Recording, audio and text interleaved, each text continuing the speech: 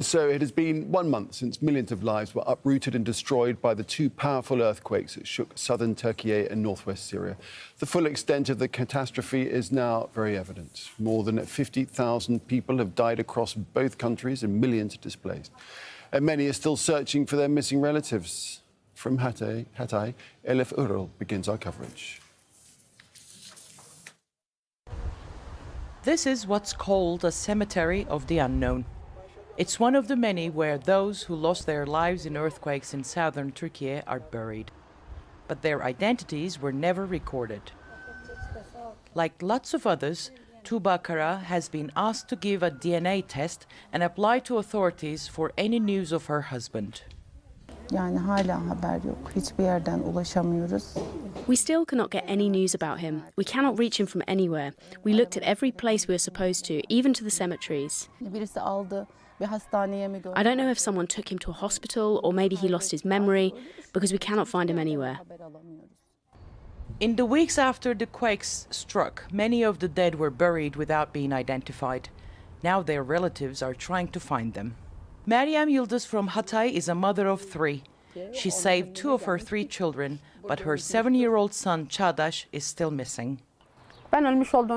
I don't think he's dead. I've never felt he's dead. I believe my son will come back to me safe and sound. Meryem says she heard from witnesses that her son was pulled out from under debris alive. Some old lady told me a boy looking like my son was taken by some people, but she didn't know who they were. To find a missing person, family members give samples of their DNAs to the police and wait for them to check their records. Photos and DNA swabs taken from the dead have been recorded since the first day of the disaster. The government hasn't officially said how many people are still missing. Many family members are trying to find their loved ones by putting ads like these in different parts of the city. They're hoping that someone will recognize them so they can be reunited again. Elif Ural, Al Jazeera, Hatay, Turkey. Well, Hashem Mahabara joins us live from the epicenter of the first quake in Kahramanmaraş. And Hashem, 1 month on, but a long, long road still ahead.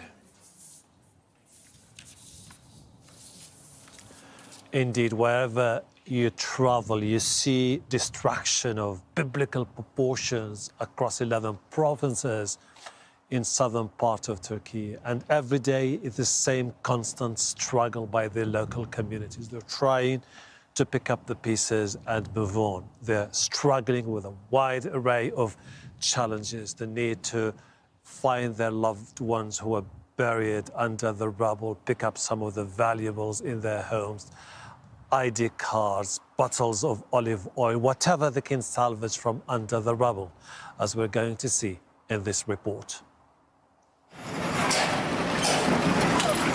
This is the moment Ruqayya has been waiting for. Excavators clear the rubble. She only has a few hours to salvage whatever she can. She has spent most of her life here, and now she has to confront the harsh reality. I'm here with my family to collect anything that would help me connect with the past so that the memories of the place and the people I met lives on. This was once my house. The authorities keep safe deposit boxes recovered from the rubble in police stations. Owners have to provide detailed lists of their belongings which should match police findings. People are desperate to retrieve whatever they can from the debris, identity cards, furniture, jewelry and money. And sometimes all they want is only the medicine they left behind as they rush to survive the devastation. The reason they're taking risks is the fear this could be their last chance to recover whatever they can before it's forever gone. Right after the earthquakes hit 11 provinces in southern Turkey, security forces launched a crackdown on robbers and rounded up looters. They also managed to retrieve cash and gold bars from destroyed banks and jewelry shops. Ali Şulakoglu is recovering his brother's belongings. He was rescued along with his family, but 7 other families didn't make it. Aynen. Hatıra olarak alıyoruz. Onun haricinde bir şey değil yani. What can you do? You feel completely helpless in the face of calamity. I found a few items, mostly photos of my brother and his children. He has at least a few memories now to keep with him. It's all about keeping memories alive and remembering those who couldn't make it, mostly buried in unmarked graves.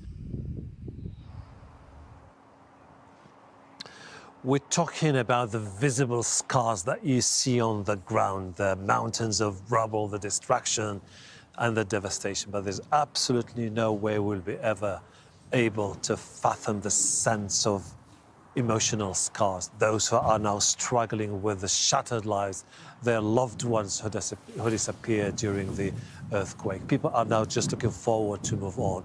They know that this is going to be a long journey ahead. They will move to container shelters with a promise by the government then that within a year from now, they will be able to finally find a permanent shelter that the government says is going to be safer, better and stronger. But what a journey for all those people who woke up one day and just within 120 seconds, they lost everything. Indeed, such a tough time for all throughout this tragedy. Hashim, thanks for that. Hashim Mahabara reporting there. OK, my colleague Tom McRae spoke to Lucy Jones, who is a world-renowned seismologist, and she says that earthquake building regulations and preparedness have become more important for Turkey. Before this big quake, how would you have rated Turkey's preparedness for a big earthquake like this? Obviously, it's on a major fault line. Everyone knew that it was going to be prone to having a large earthquake. We've seen many earthquakes over the last couple of decades, in Turkey. So how would you rate their preparedness for something like this? And then how is it stacked up with what you've seen play out? There are more people dead than I expected beforehand because of the code is very good. The engineers are very good. I worked with a lot of Turkish engineers. They're very much part of the international community. And that's why I want to see, have we missed something in creating the code or not? Turkey, in terms of scientific understanding and engineering expertise, it's up there with the rest of the world because they know they have a problem. They've had a lot of really dedicated scientists working to it.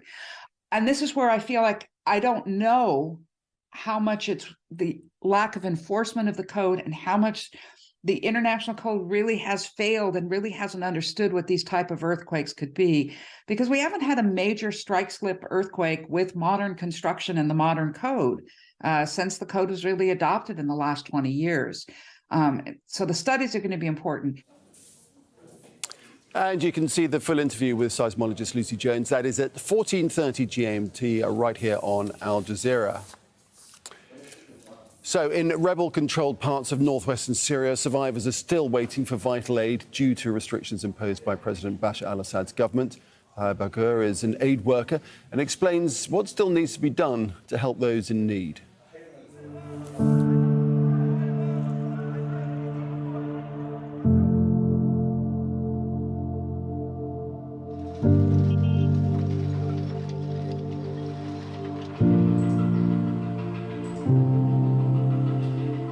I am Thair Bakur.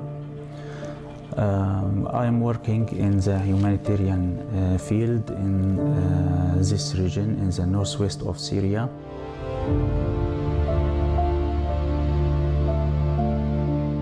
As this region, which had a long period of war for about 12 years, that this region in the northwest of Syria has a very weak or fragile infrastructure. One of the difficulties all the organizations had in this region is about the border gates. In such crisis or catastrophe, there should be first aid responses.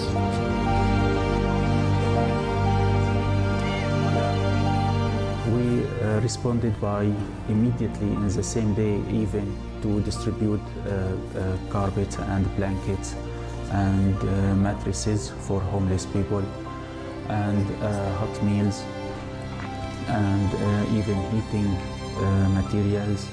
And lately we had our big project at Zuhur town, which was originally designed for displaced people, but we used it for people who were damaged by the earthquake. We responded to 1,000 families who were rehoused in this town, and we are still supporting them as much as possible.